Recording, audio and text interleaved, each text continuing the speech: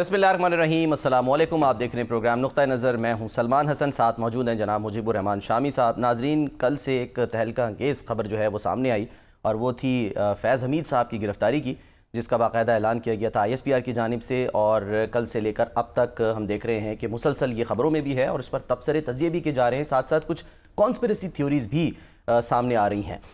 आज जो है वो बानी PTI का रद्द अमल भी इस खबर पर, अहम खबर पर सामने आ गया है, क्योंकि आज अडियाला जेल में जो उनके वकला हैं उन्होंने मुलाकात की और मुलाकात के बाद जब वो बाहर आए तो उन्होंने बताया कि जी बानी PTI कहते हैं कि जनरल बाजवा ने नवाज शरीफ से डील करके जनरल फैज़ को तब्दील किया था। बानी PTI का जनरल फैज़ से कोई सियासी ताल्लुक़ नहीं था। तो ये एक बात की, और इसके अलावा उन्होंने ये भी कहा कि जी जो ये तफसीली मुलाकात हुई है इसमें वो बिल्कुल क्लियर है बानी PTI, जनरल फैज़ से उनका कोई सियासी ताल्लुक़ नहीं था और जनरल बाजवा ने नवाज शरीफ से डील की थी जिस पे उन्होंने जनरल फैज़ को तब्दील कर दिया था। शामी साहब, सर कॉन्स्पिरेसी थ्योरीज़ भी बहुत सामने आ रही हैं, रद्द अमल भी सामने आ गया कि मामला पुराना था, अब क्यों गिरफ्तारी हुई, अब हुई है तो ये कहाँ से जाके जुड़ेगी। कुछ सीनियर सहाफ़ी ख़बरें दे रहे हैं, वो कह रहे हैं कि जी ये तो मामला 9 मई से जाके जुड़ता है। हो क्या रहा है शामी साहब? इसके बारे में भी बात करते हैं। देखिए, आज है 13 अगस्त, बिल्कुल, कल हम यौम आज़ादी मनाएंगे। बिल्कुल।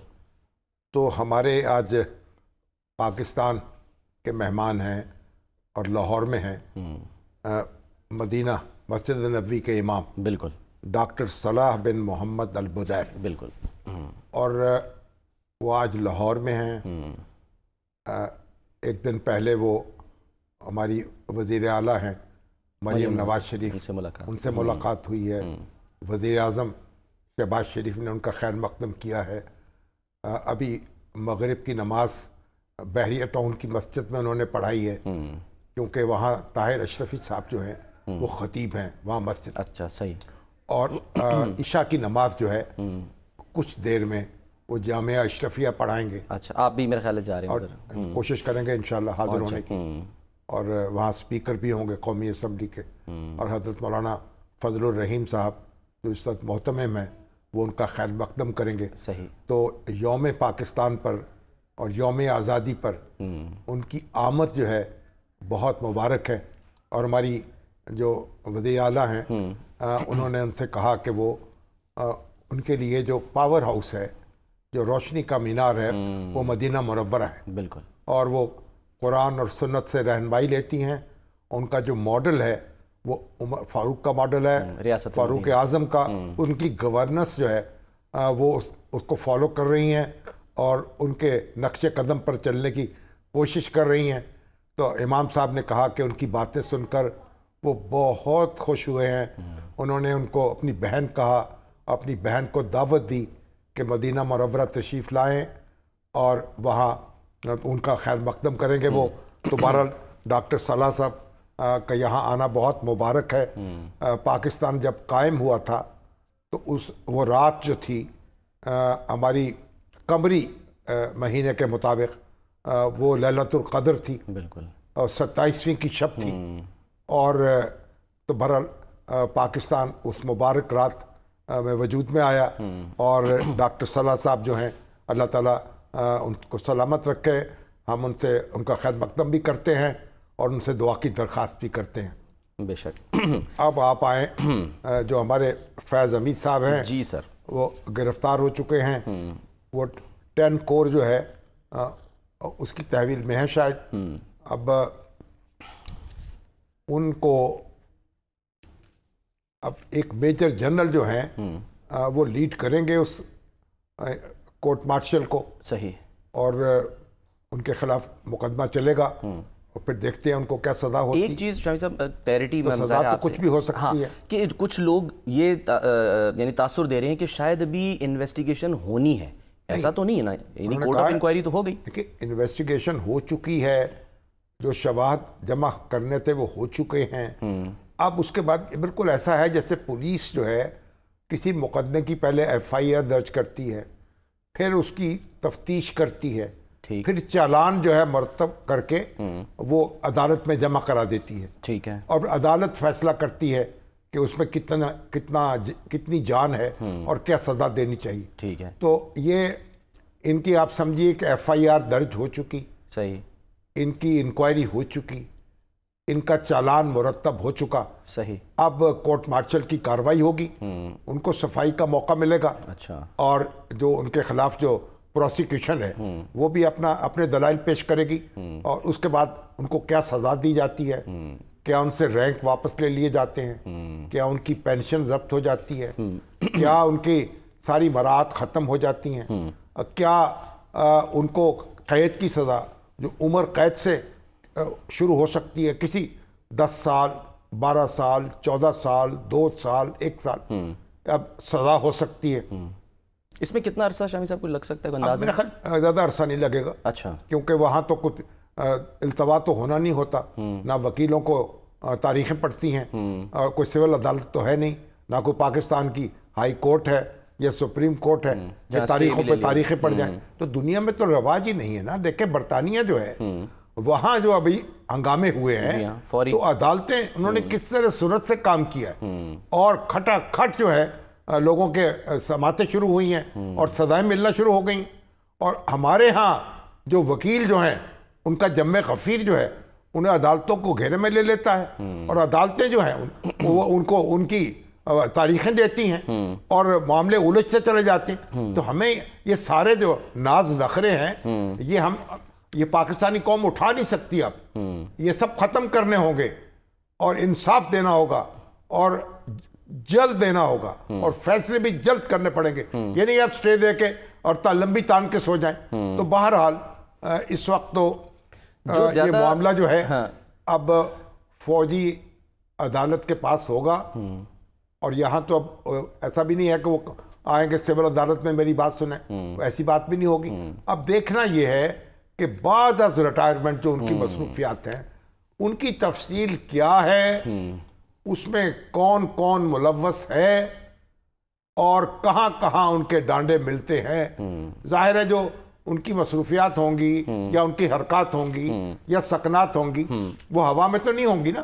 کسی کو فائدہ پہنچانا چاہتے ہوں گے, کسی کو نقصان پہنچانا چاہتے ہوں گے, کیا فوج کے ڈسپلن کو متاثر کرنے کی کوشش کر رہے تھے, کیا کوئی سیاست کر رہے تھے, کیا کوئی سیاسی رہنما کے ساتھ جڑے ہوئے تھے, یا اس سے کوئی ساز باز کر رہے تھے, یا اپنے طور پر فی سبیل اللہ جو ہے وہ لگے ہوئے تھے. یہ ساری باتیں جو ہے ابھی تو دیکھیں.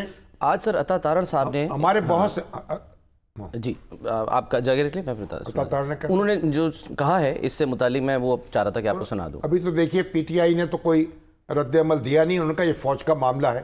نواز شریف صاحب بھی خاموش ہیں, اور خاموشی ہونی چاہیے.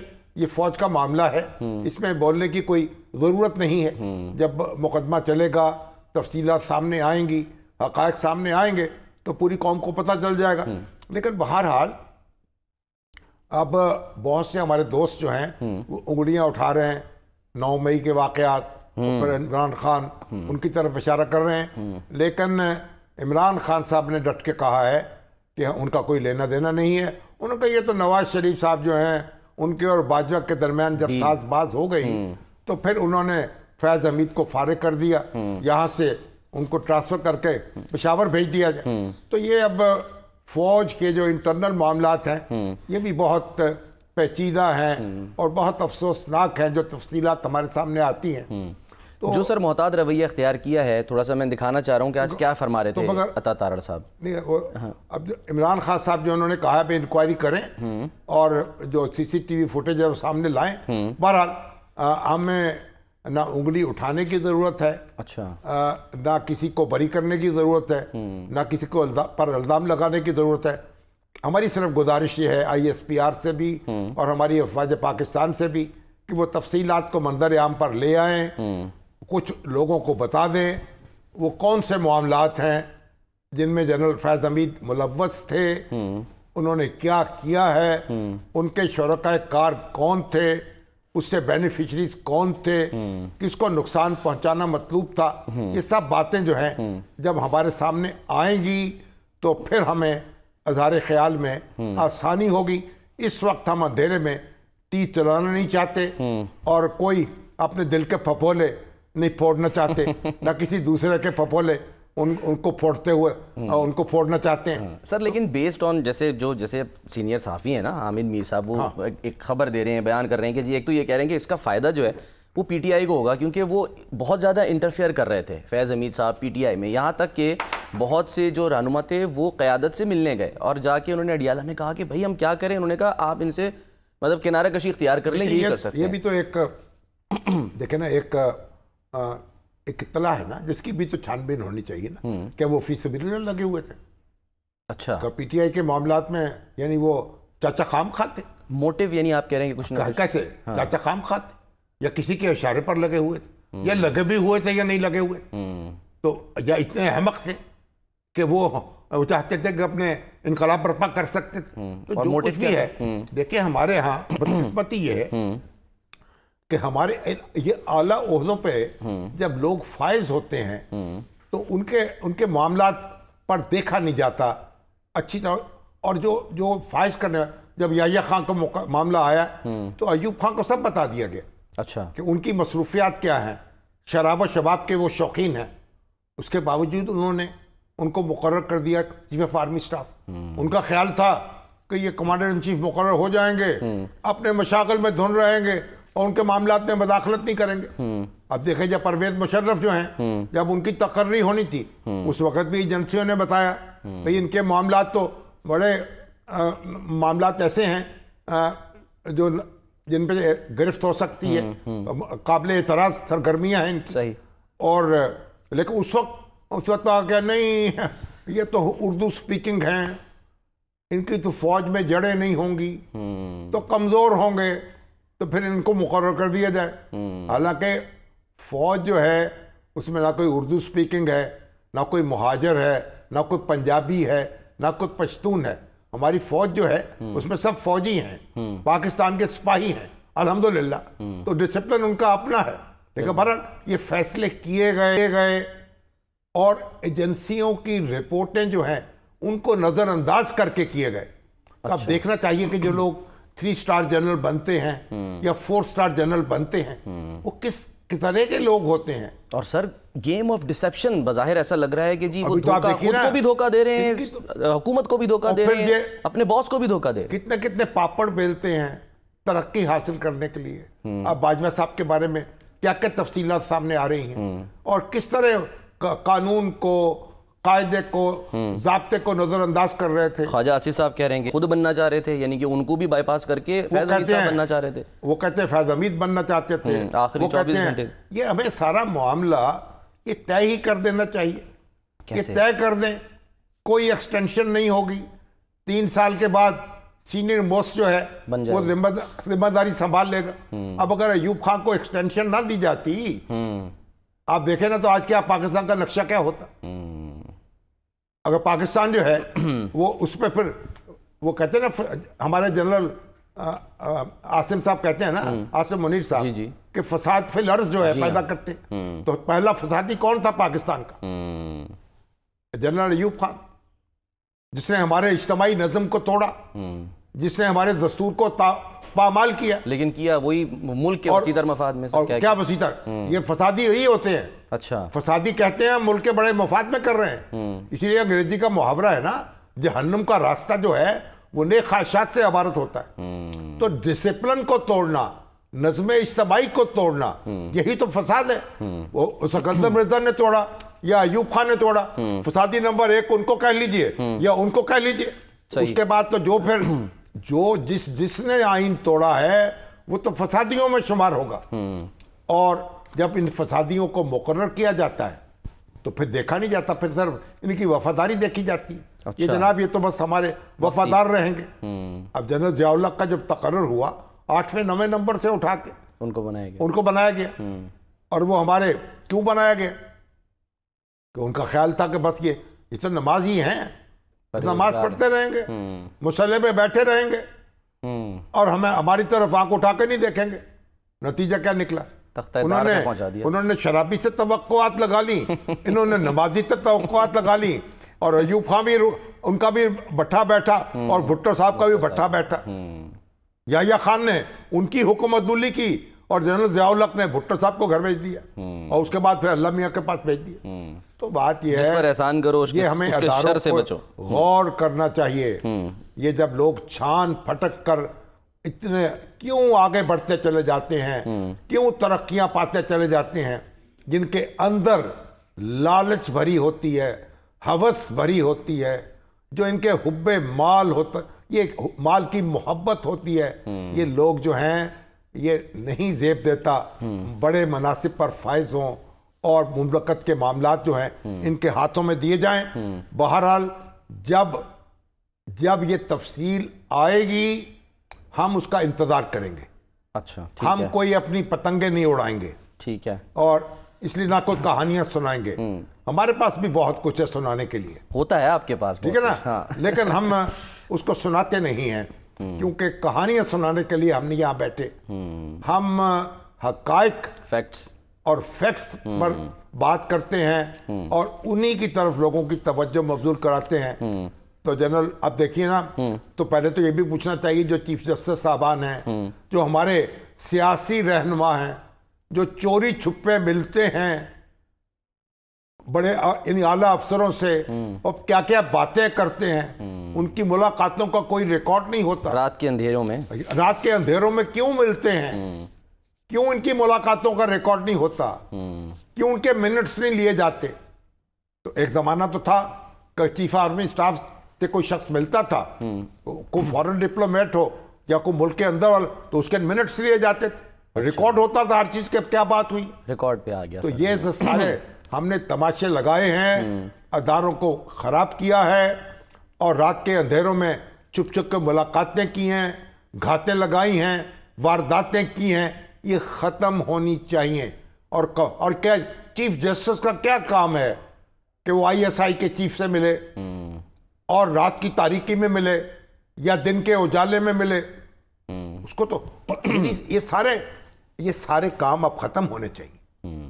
بسم اللہ تو صرف سزا دینی کافی نہیں ہے, اس سے فرق پڑے گا نا, جو اتنا بڑا سٹیپ لیا ہے. فرق تو پڑے گا, لیکن آئندہ جرات نہ ہو سکے کسی کو. قاعدے اور ضابطے جو ہیں ان کو فالو کیا جائے. یہ نہیں ہے کہ اپنی شادیاں آپ کی شادیاں ایسے ہوں جیسے جناب ملکہ برطانیہ یا بادشاہ برطانیہ کے بیٹے بیٹی کی شادی ہو رہی ہے, رائل شادی, اور ان کو بھی وہ تحفے وصول کرنے کی اجازت نہیں ہے جو یہاں ہوتے ہیں.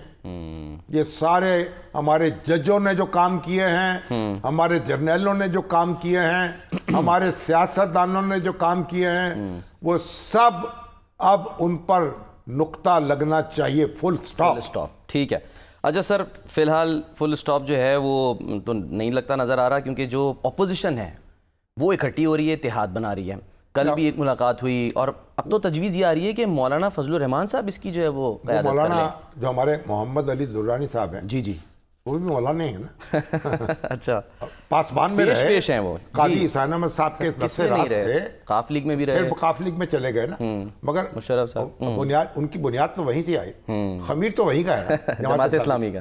تو انہوں نے اسلام آباد کلب میں ایک بڑا کٹ کیا, لیکن ٹی وی پہ چل گیا جناب, اپنے گھر پہ بلایا. اچھا, مجھے تشویش ہوئی یار اتنا بڑا گھر انہوں نے اسلام آباد میں کیسے بنا لیا. تو معلوم ہوا نہیں کلب میں اکٹھے ہوئے تھے. بات ہوئی آپ کی؟ ہاں میری بات ہوئی. کیا فرماتے ہیں سر؟ بھئی ابھی تو بات یہ ابھی ان سے تعلق ہے, نگاہوں سے نگاہوں تک والی بات ہے. اچھا, اب یہ لوگ مل رہے ہیں, اکٹھے ہو رہے ہیں, اور یہ ہمارے جو محمود خان اچکزئی ہیں, جی سر, اور یہ جو ہمارے اسد قیصر ہیں, یہ یہاں لاہور بھی آئے تھے نا. جی ہاں بالکل. اور ہمارے سہیل وڑاج صاحب نے گھر پہ ان کو ناشتے پہ مدعو کیا, میں بھی حاضر تھا وہاں. تو میں نے بھی ان سے گزارش کی, سہیل صاحب تو یونٹی گورنمنٹ بنانا چاہتے ہیں, وہ سمجھتے ہیں سارے مل کے حکومت بن جائے اور پھر معاملات کو آگے بڑھائے. تو میں نے تو ان سے یہ عرض کیا تھا اچکزئی صاحب سے کہ بھائی آپ پہلے اپنا ایک نظم قائم کر لیں, اپنی ایک تنظیم تو بنا لیں نا اتحاد کی. اچھا, اس کے سپریم کونسل بنا لیں, اس کے قواعد و ضوابط طے کر لیں. اب یہ تو نہیں نا ہر بات کے اوپر آپ قاعدے نمبر 804 کی طرف دیکھتے رہیں اور وہ آپ کی طرف دیکھتے رہیں. آپ اپنے فیصلے خود کریں, لوگوں سے رابطے کریں. اور پھر یہ بھی ہوا کہ بھئی آپ دیکھیے محمود خان اچکزئی, بھائی ان کے والد جو ہیں عبدالصمد خان اچکزئی, 27 سال قید کاٹی انہوں نے پاکستان بننے کے بعد. 27 سال بڑا عرصہ ان کو بلوچی گاندھی کہا جاتا تھا، ٹھیک ہے نا، خان عبدالغفار خان سرحدی گاندھی کہلاتے تھے. بھئی ٹھیک ہے کانگریس کے ساتھ تھے، لیکن اس کا مطلب یہ 27 سال اتنا بڑا سیاسی کارکن اور رہنما، اور 27 سال آپ نے جیل میں بند رکھا. پھر دیکھیں نا خون کے کتنے گھونٹ پیے ہوں گے. صحیح بات ہے. اور ابھی جگر جو ہے اس کو تھام کر وہ لگے ہوئے ہیں. دستور کی حاکمیت ہونی چاہیے، آئین کی حکمرانی ہونی چاہیے. تو ہم نے کہا حضور آپ اپنا نظم قائم کر لیں. تو دیکھیں وہ تو ان کی صدارت کس کے پاس آ جائے، اچکزئی صاحب کے پاس آ جائے یا مولانا فضل الرحمان کے پاس آ جائے. کئی تو ایسا ہوتا ہے نا کہ صدارت بدلتی رہتی ہے. اچھا. بعض اوقات تو ایسا ہوتا ہے کہ ہر مہینے شروع ہی نہیں ہوا تو صدارت ہر مہینے نیا کنوینر آ جاتا ہے. ہر سال کے لیے ایک سال کے لیے ایک بندہ منتخب ہو جاتا ہے. جو اصل میں جو سب سے چھوٹی پارٹی کا سربراہ ہوتا ہے نا، عام طور پر اس کو اتحاد کی قیادت دے دی جاتی. اچھا. جیسے بڑی بڑی پارٹیاں کٹھی ہوئی تھیں ایوب خان کے خلاف، ٹھیک ہے، تو قیادت جو ہے نوزاد نصر اللہ خان کے پاس آئی ہے. ٹھیک ہے. کوئی چھوٹی سی پارٹی تھی ان کی، پاکستان جمہوری پارٹی، اس سے پہلے عوامی لیگ 8 نکاتی تھی.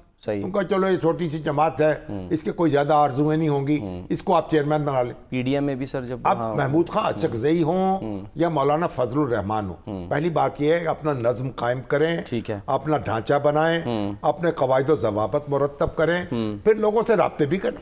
صحیح ہے. اچھا سر میں مطلب یہ کیا اچھا ہوتا، محمود خان اچکزئی سے تو سب کی دوستی ہے، نواز شریف صاحب سے مل سکتے ہیں. اور میں تو سمجھتا ہوں کہ ہماری جو بہن ہے یا بھتیجی ہیں بی بی مریم، یہ ان کو فون کرتی. اچھا. ان کو چاچا آپ آئے ہیں چائے کی پیالی پی لیں ہمارے ساتھ. اچھا. تو کیا بات ہے بھئی، اپنی روایات بھی تو ہے نا. بالکل. پشتونوں کی اپنی روایات ہیں، ہم پنجابیوں کی اپنی روایات ہیں. اچھا سر کل کی جب فوٹیج آئی جہاں وہ ایک دوسرے کے ساتھ کوئی ٹینشن کم کریں، کوئی میل ملاقات شروع کریں. اور میں نے ان سے بھی کہا اچکزئی سے آپ مل کے جا کے جیل میں ملیں عمران خان سے، پھر ملے نواز شریف سے، ملے آصف علی زرداری سے.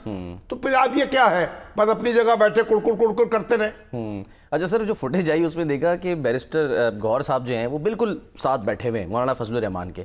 لیکن چند روز پہلے 5 اگست کو ہم دکھا بھی سکتے ہیں، دکھا بھی رہے ہیں کہ بانی پی ٹی آئی کے آفیشیل اکاؤنٹ سے ایک ویڈیو شیئر کی گئی، اور اس ویڈیو میں جب وہ وائس اوور چلتا ہے کہ جی وقت کے فرعونوں کے ساتھ سمجھوتے کا منکر ہے بانی پی ٹی آئی، تو اس میں مولانا فضل الرحمان صاحب کی تصویر چل رہی ہے. وہ تو پھر گیہوں کے ساتھ گھن بھی پھنس جاتا ہے نا. تو سر نکال دیتے، ان کو فرعون بھی کہہ رہے ہیں اور ان کے ساتھ بھی بیٹھ رہے ہیں. نہیں ایسے وہ تو چھوٹے سے ہوں گے نا، ایسے کو سر یہ بڑا میٹر کرتا. مطلب دیکھیں نا بانی پی ٹی آئی کا آفیشیل اکاؤنٹ، اور وہ شیئر کر رہے ہیں 5 اگست کو کہ 1 سال ہو گیا، اور یہ وجہ ہے کہ وہ اندر ہیں ابھی وقت کے فرعون. ہم تو پرنٹ میڈیا کے لوگ ہیں نا. اچھا. ہم کہتے ہیں پروف کی غلطی ہو گئی. پروف کی غلطی ہو گئی. اچھا. غلطی نہیں لگائی. کوئی بات نہیں. اب میرے خیال اب تو فرعون نہیں سمجھتے ہوں گے نا، بیٹھے ہوئے ساتھ. نہیں اب تو ان کے ساتھ ہے نا. اب تو موسیٰ کی طرح دیکھ رہے ہیں ان کو، مسیحائی. اب تو سمجھتے ہیں کہ ان کے پاس حضرت موسیٰ کے پاس ید بیضہ تھا نا، تو اب تو وہ سمجھتے ہیں کہ یہ ان کے پاس ید بیضہ ہے. یہ جو اور وہ سامری جو ہیں ان کے سانپوں کو کھا جائیں گے. ان کی لاٹھی جو ہے ان سانپوں کے پیچھے پڑے گی. تو وہ اب تو فرعون کو کیوں سمجھیں گے بیچارے. چلیں سر وہ جنگل کا بادشاہ کیا کہ مذاکرات کر سکتے ہیں، تو یہاں پر بھی جو ہے وہ سب کچھ ہو سکتا ہے. آگے بڑھتے ہیں سر، لیکن ایک بریک لے لیتے ہیں. بریک کے بعد واپس آتے ہیں تو ہم نے قومی ہیرو ارشد ندیم کی بات کرنی ہے. بریک کے بعد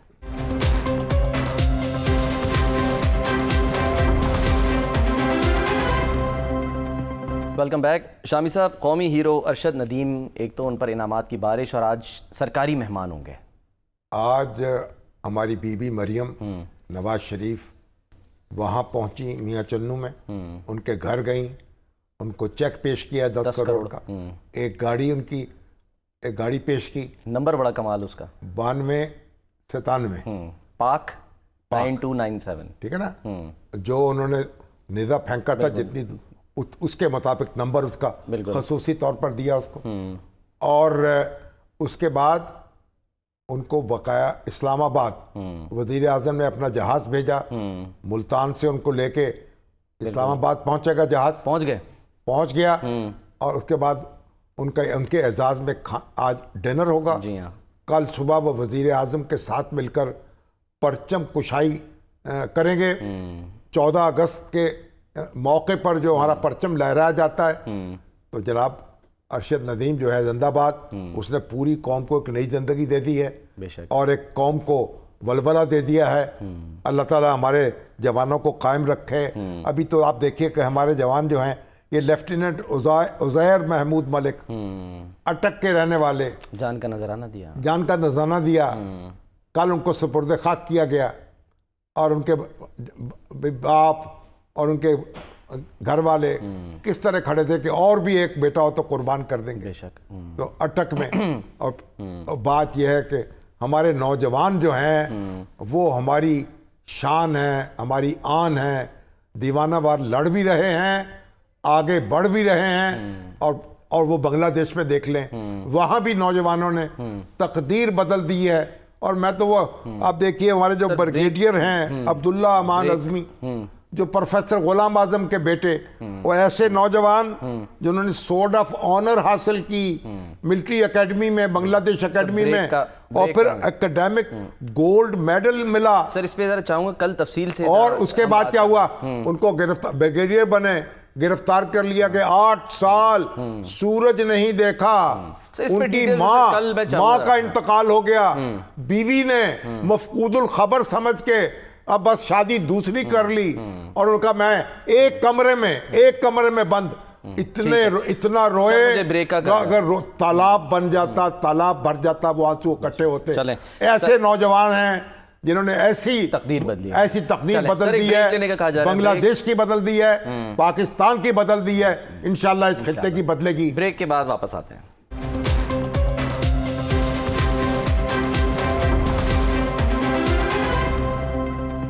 پروگرام کا وقت ختم ہوتا ہے، ناظرین اپنا خیال رکھیے، اللہ حافظ۔